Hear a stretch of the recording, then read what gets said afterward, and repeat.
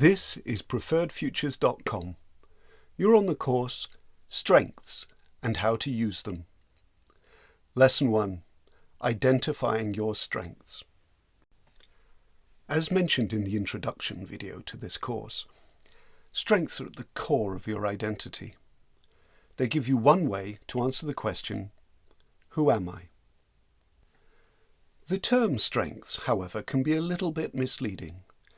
It might be more helpful to imagine strengths as a set of skills that all people have, and that each individual has a different mixture of these skills. It is that unique blend of skills that makes up a large part of what we call personality.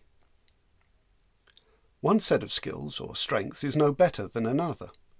For instance, the United States Army describes the core character strengths of a leader as being loyalty, duty, respect, selfless service, honour, integrity, and personal courage. These all sound great, and I'm sure they are. In comparison, Alicia Cornell at Relias, a healthcare training company, cites 13 qualities of a good nurse. These include being caring, having communication skills, empathy, stamina, attention to detail, and critical thinking. Also a good set of qualities, and neither is better than the other. So if humans all have the same qualities, or even abilities, let's say, what makes some of them strengths? One concise definition is that strengths are preferred skills. A longer explanation is provided on the website positivepsychology.com.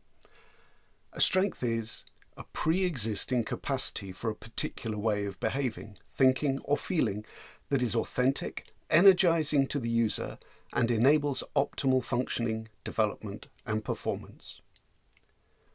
In this definition, perhaps, the most important characteristic of strengths is that they are energizing. Activities that rely on our strengths are enjoyable and feel as if our energy levels are being raised. While high performance can be the result of both strength use and learned behaviour, the experience of increased energy most often applies when using character strengths. This relates quite closely to flow, something that is looked at in Lesson 4. The perceived amount of energy also gives a clue as to what weaknesses are. Weaknesses are the things at which you both perform poorly and find de-energizing or draining.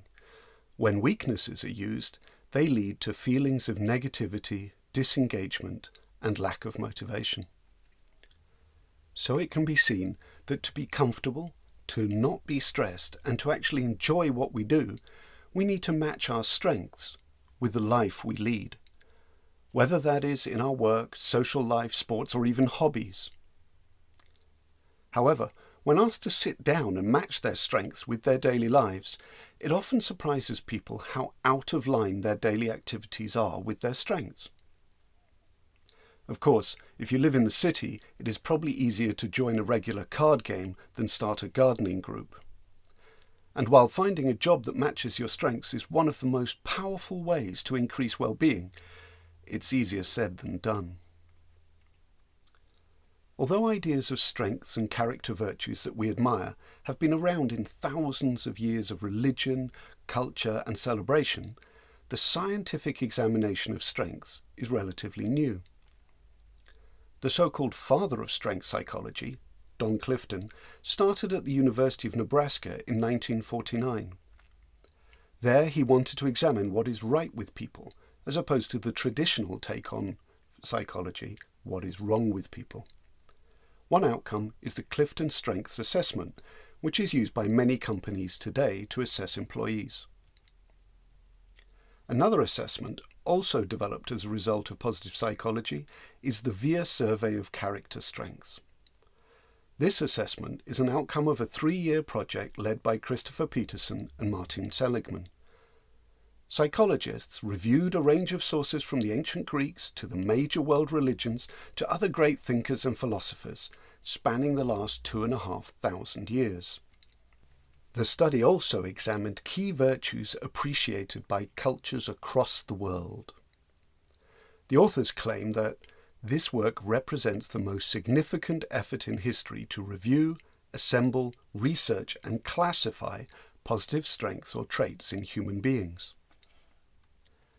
The result was 24 character strengths, placed in 6 broad virtue categories: wisdom, courage, humanity, justice, temperance, and transcendence.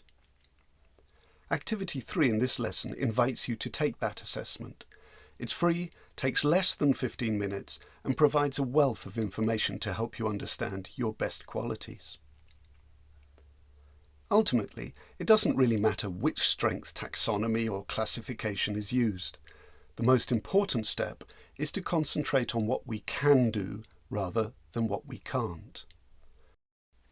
An additional benefit to having a system for naming and organising ideas is, as Ryan Niemiec, the Education Director of the VIA Institute, says, to be able to talk about and to understand ourselves in a different way.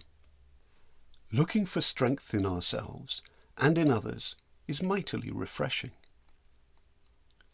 Although not long in history, there's been a lot of scientific research on strengths.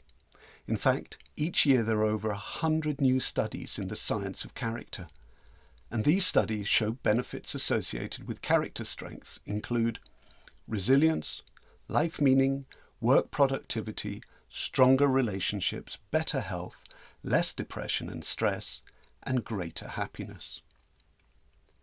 This lesson helps you take the first steps in deliberately using your character strengths. After this video, there is another, an introduction to the science of character. This is then followed by an activity in which you are invited to take the survey and then reflect on your top 5 signature strengths. Lesson 2 then follows up on this one by using one of your top 5 signature strengths. Have a great day.